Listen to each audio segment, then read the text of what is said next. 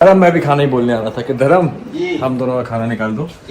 तो चलिए इस ब्लॉग को मैं करता हूँ अभी। ये देखो घर एक बच्चे वाला घर ऐसा पड़ा रहता है ना कि आप में से कई लोग बोलते रहते घर गंदा पड़ा रहता है। कहाँ तक सफाई करवाएं? क्यों दो स्टाफ होने के बाद भी हर 5 मिनट में रोहान का सामान यहाँ कभी यहाँ। एनीवेज इस ब्लॉग को मैं एंड करता हूँ। जल्दी मिलते हैं इंशाल्लाह नए ब्लॉग में। तब तक खुश रहिए, प्यार बांटिए, अपना ख्याल रखिए और इसको बोलिए कमेंट्स में मूविंग व्हीकल में नहीं चढ़ना है। और शोएब को बोलिए मेरी टी शर्ट चुरा के ना भरना करें।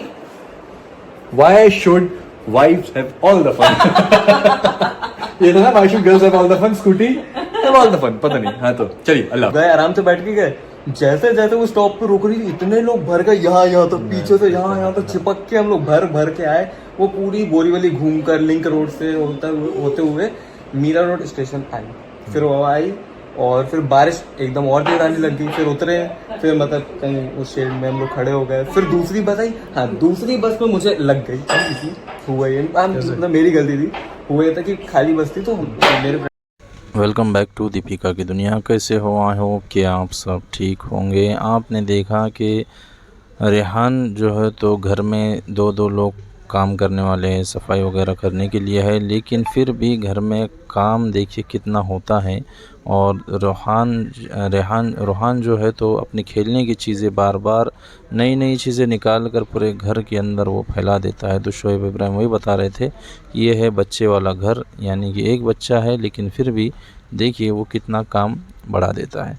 बहरहाल वो रेहान से बात कर रहे थे क्योंकि कॉलेज का उनका पहला दिन था और कॉलेज में बस से आते हुए उनको चोट भी लगी क्योंकि वो चलती हुई बस के अंदर चढ़ने की कोशिश की उन्होंने।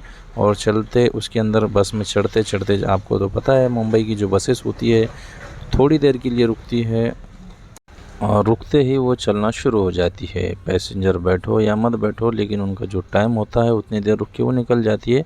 उस बीच रोहान को कॉलेज से आते हुए बस में चढ़ते हुए थोड़ी सी चोट लग गई। तो शोएब इब्राहिम समझा रहे थे कि अब आइंदा ऐसा नहीं करना चाहिए। बस छूट जाए तो भी चलेगा, लेकिन चलती बस में नहीं बैठना चाहिए, चाहे वो गाड़ी हो या कुछ भी हो। और ट्रेन से तो बिल्कुल भी सफ़र नहीं करना है क्योंकि लोकल ट्रेन के अंदर बहुत ही रश होता है।